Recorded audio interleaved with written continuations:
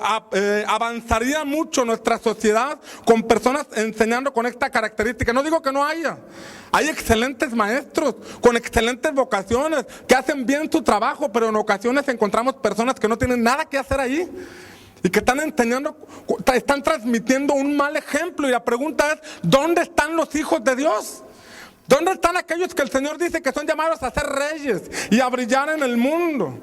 Hoy vemos, gracias a Dios, las cosas están cambiando, porque recuerdo que hubo un tiempo en el que muchas personas, muchos grupos cristianos radicalizaron en el asunto de decir que ya no estudiaran porque Cristo iba a venir. Enseñaban a la iglesia, ¿saben qué? Cristo va a venir, ¿para qué estudias? Ya viene la segunda venida del Señor, ya no tiene caso que estudies.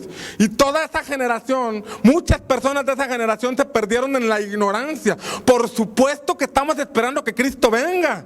Es algo que la palabra del Señor nos enseña, pero mientras Él viene, la Biblia dice que tenemos que reinar, ser reyes y sacerdotes en este mundo. ¿Alguien dice amén? Gracias a Dios por mi papá, que mi papá siempre me motivaba a estudiar y siempre me decía que le echara ganas al estudio, y hasta la fecha me dice, síguete preparando, sigue estudiando, porque entre más preparado estés, mejor podrás servir al Señor. Tenemos que estudiar, tenemos que prepararnos. Hoy en día vemos maestrías, por ejemplo, mi esposa y yo estamos tomando una maestría en consejería familiar y la están impartiendo doctores cristianos. O sea, personas que tienen un doctorado y que son cristianos, y lo que nos transmiten son cosas que ellos mismos están viviendo. Dios nos está llamando a reinar, a llegar a esos puntos que han estado olvidados por la iglesia durante mucho tiempo. Sigue diciendo la palabra en el versículo 8, otro don, el don de la exhortación. Dice la escritura, el que exhorta en la exhortación. Pero muchas personas traducen esta palabra exhortar como regañar. Pero la raíz de esta palabra exhortación es el vocablo paracaleo. Repita conmigo, paracaleo. Y la palabra paracaleo es traducido como animar, como confortar, como alentar. Es un animador, es un conferencista, es una persona que habla a otros de superación personal. Pero muchas veces hay excelentes predicadores o excelentes oradores solamente dentro de las cuatro paredes de una iglesia. Y el Señor nos está llamando a brillar allá afuera.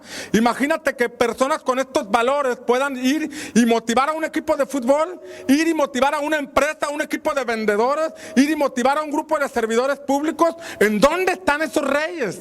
¿En dónde están esas personas con esas características? Creo que ha llegado el tiempo de que el Señor está esperando que su iglesia se levante y ocupe esas áreas en donde podamos influir para bien a otras personas. Sigue diciendo la escritura que el que reparte con liberalidad, y aquí podemos hablar de personas que tienen alguna fundación para ayudar a personas que están con necesidades, sin importar o condicionarlos a cierta religión, sexo o lugar de origen.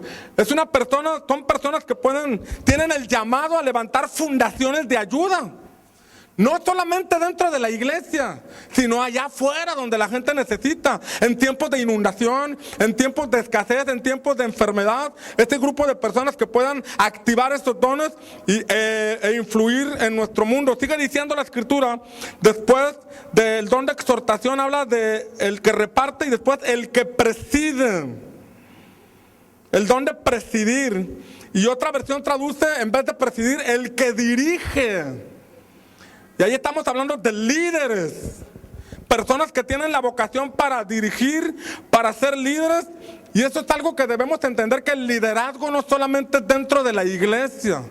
La iglesia necesita líderes, pero allá afuera también se necesita que líderes de opinión, líderes sociales, líderes políticos con fuertes principios y valores establecidos en su vida, con un fuerte sentido en la familia, que transmitan esto, no por palabras sino con hechos, puedan ellos influir para bien en nuestra sociedad. Lamentablemente a veces estas personas con este don de presidir únicamente se limitan a las cuatro paredes del templo, de la iglesia, y se nos olvida brillar allá afuera. ¿Está aquí conmigo? Dile al que está a tu lado, el pastor no está enojado, ¿eh?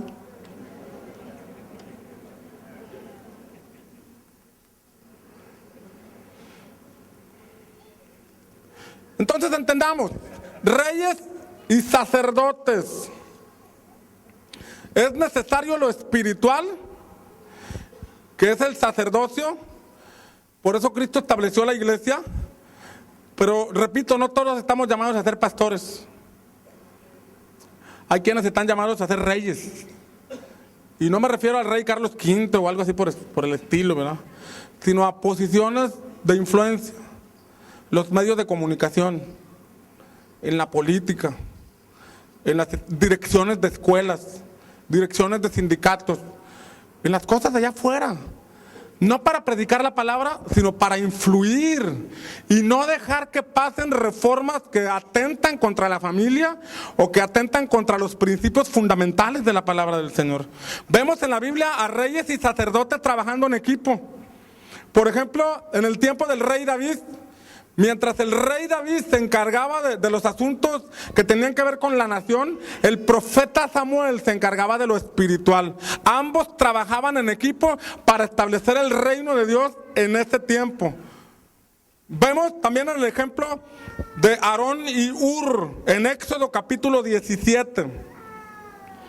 Éxodo capítulo 17 nos muestra cómo en el tiempo de Moisés, cuando él dirigía al pueblo de Israel en el desierto, en cierta ocasión un pueblo llamado Amalek se levantó en contra de ellos. Éxodo capítulo 17 versículo 8 dice que vino Amalek y peleó contra Israel en Refidim. En Refidim. Sin embargo, cuando Moisés estaba en la cumbre de la montaña y levantaba sus manos, la Biblia nos enseña que entonces el pueblo de Israel avanzaba. Pero cuando Moisés bajaba sus manos, entonces Amalek prevalecía. Aarón y Ur se dieron cuenta de esto y levantaron sus manos para que al levantar sus manos el pueblo de Israel pudiera tener la victoria. Pero mira, hay algo interesante ahí. La palabra Refidim significa lugar de descanso. Lugar de descanso. Y en este lugar de descanso se estaba lidiando una batalla. Cuando la iglesia se duerme a esos asuntos de brillar en el mundo, en cierta manera está descansando, Amalek sigue peleando. Amalek sigue avanzando. Se empiezan a dar reformas en donde homosexuales se casan. No estamos en contra de los homosexuales. Bendecimos a esas personas y esperamos que encuentren la verdad en la palabra del Señor. Son personas a las que Dios ama y desea su salvación. Pero esas reformas atentan contra nuestra sociedad y contra las generaciones venideras. Entonces se necesitan personas con principios y valores que estén en esos lugares de influencia para no permitir que reformas como estas que traen daño a una sociedad puedan avanzar. Pero mientras la iglesia duerme detrás de cuatro paredes, mientras estamos en Refidim, Amalek sigue peleando, Amalek sigue avanzando. Pero cuando los hijos del Señor se dan cuenta la necesidad de levantar sus manos, como Aarón y Ur le levantaron las manos a Moisés, entonces el pueblo de Dios avanzó. Y vemos dos significados en la vida de Aarón y de Ur, como les mencionaba hace rato. Aarón significa el sacerdocio. Sacerdocio. Apocalipsis habla de reyes y sacerdotes. Ahí está uno, Aarón, el sacerdocio. Estamos llamados a transmitir la palabra del Señor. Estamos llamados a orar por los enfermos. Estamos llamados a ser llenos del Espíritu Santo y ser empleados por Dios para ministrar liberación, sanidad y restauración a las personas. Pero en el área de los reyes, Dios también desea usar personas, hombres y mujeres, para que puedan estar en esas posiciones y que no permitan pasar reformas que no son agradables a los ojos de Dios. Y que por el contrario sean ejemplos y transmitan valores y principios que estén acordes a la palabra del Señor. ¿Alguien dice amén? Entonces no debemos limitar nuestra acción a cuatro paredes. Apocalipsis dice que somos reyes y sacerdotes y que somos la luz del mundo, dice el Señor Jesús, y tenemos que brillar allá afuera. El asunto es este. El asunto es que cuando nosotros no reinamos, otros reinan. Cuando tú no decides brillar allá afuera, alguien más va a brillar. Y así como el Espíritu Santo puede usar tu vida para llegar a otras personas, el de enfrente también ocupa a otras personas para llegar a alguien, para promover cosas que atentan contra los principios de la palabra del Señor. Satanás busca llevar su influencia a esos lugares estratégicos. Satanás busca ocupar esos lugares de influencia a través de